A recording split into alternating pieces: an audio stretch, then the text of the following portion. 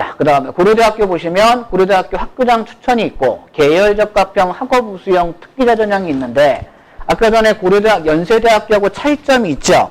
연세대학교는 추천형과 활동우수형이 복수 지원이 안 됐는데 얘는 다 복수 지원이 돼요. 뭐가 됩니까? 작년에는 고려대학교 학교 추천 원과 학업우수형 중에 하나만 지원을 했었는데 올해 입시가 바뀌어가지고 뭐가 됩니까?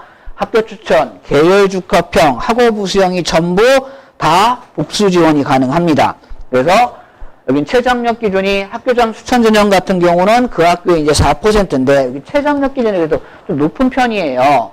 그러니까 국수형탐 문과 같은 경우는 3개 합 5, 자연은 국수탐 해가지고 3개 합 6, 의대는 4개 합 5. 그거는 작년에 똑같이 해가지고 뭐가 됩니까? 인문은 국수탐 해가지고 3개 합 6, 자연은 3개 합 7, 의과대학은 4개 합 5 해가지고 똑같이 했는데 인문계하고 자연계는 최저학력 기준을 완화시켜줬고 의예과는 크게 변함이 있다 없다? 없다가 되네요. 그래서 얘는 학교 추천, 계열적합, 학업우수형은 다 뭐가 가능하다? 복수 지원 가능. 무슨 얘기냐면 학교 추천도 넣고 계열적합형도 넣고 학업우수형도 넣고 3개가 동시 지원 가능하다라고 보는 거고요. 학교 추천은 학생부 교과 80에 서류 20, 학생부 종합의 학업우수형은 1단계 서류 100으로 6배수, 그 다음에 1단계 성적 70에 면접 30, 학생부 종합의 계열적합형은 1단계 서류 100의 5배수.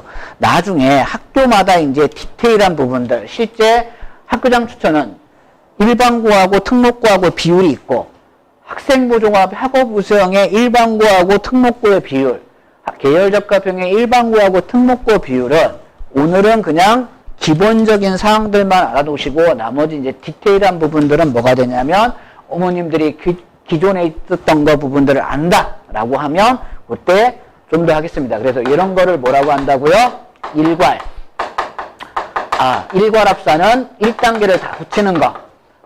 이런 거 서류 100의 6배수 이런 건 다 뭐라고 한다? 다단계.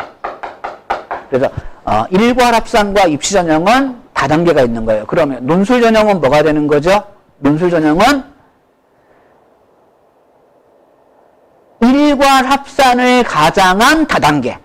왜 그러죠? 왜냐하면 논술 전형도 뭐가 있죠? 연세대는 수능 최저가 없지만 다른 학교는 수능 최저가 있단 말이에요. 그러면 거꾸로 뭐가 된다? 원서를 지원했어요. 그러면 수능 최저가 안 나왔어. 그러면 그걸 수능 최저가 안 나온 애들은 무조건 떨어지는 거기 때문에 이 애들이 뭐가 생기는 거죠? 결시율. 논술 전형은 원서는 다 쓸 수 있는데 수능 최저가 안 나오는 애들은 시험 볼 자격이었기 때문에 일괄 합산을 통한 다단계라고 생각하면 돼. 단 수능 최저학력 기준 있는 거. 그런데 연세대 같은 경우는 어떻게 되죠? 연세대나 한양대는 수능 최저가 없잖아요. 그러니까 원서를 쓸 수 있으니까 그냥 일괄 합산. 그래서 애들이 많이 원서를 쓴다라고 생각하시면 됩니다. 고려대학교 같은 경우는 마찬가지로 뭐가 된다? 올해도 학교장 추천, 계열적합형, 학업우수형은 뭐가 된다? 동시 지원 가능. 나머지 부분들은 뭐가 됩니까? 연세대학교는 이런 부분이 했던 거고요. 자, 그래서 올해 거꾸로 고려대학교 같은 경우도 정시인원이 몇 % 정도 된다? 정시인원이 40%. 그러면 고려대학교는 6대4, 수시가 60%고요. 정시가 40%. 나중에 조금 더 디테일하게 얘기를 하겠지만 고려대학교, 다시요. 고려대학교 정시 모집 인원. 고려대학교의 정시 모집 인원 중에 뭐가 됩니까? 고려대학교 정시 모집 인원에 우리가 재학생 합격자 비율과 졸업생 합격자 비율이라는 게 있거든요. 그러면 재학생이 차지했던 게 뭐가 됩니까? 28%. 나머지는 졸업생. 졸업생이 뭐예요? 70%가 넘어갔어요. 그 부분들을 각자 고민하시는 거. 근데 실제 부모님들이 가끔 그런 얘기를 하시거든요. 설마 우리 애가 고려대학교 학업우수형의 인문에 국수 영탐 4개 합 7, 자연의 4개 합 8, 반도체공학은 국수 영탐 4개 합 7, 의대 4개 합 5, 이거 못 맞겠습니까? 라고 물어보시는데 다 못 맞아요.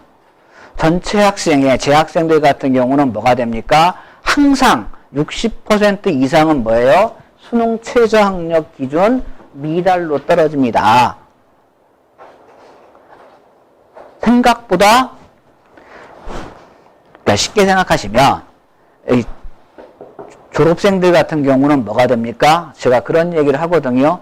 졸업생의 4개월 공부량과 고3을 비교해 보면 졸업생 4개월 공부량과 재학생 뭐예요? 1년의 공부량은 같아요. 무슨 얘기시냐면 거꾸로 어떻게 됩니까? 기대게 자녀의 학교에 전교 1등과 어머님이 전교 1등이야. 한 학년이 더 위인 애야. 그 애가 만약 재수를 해서 수능 준비를 했어요. 능력의 척도는 그 학교 1등이니까 큰 차이가 없겠죠. 그러면 누가 이길까요? 수능 점수로 따지면 쉽지 않습니다.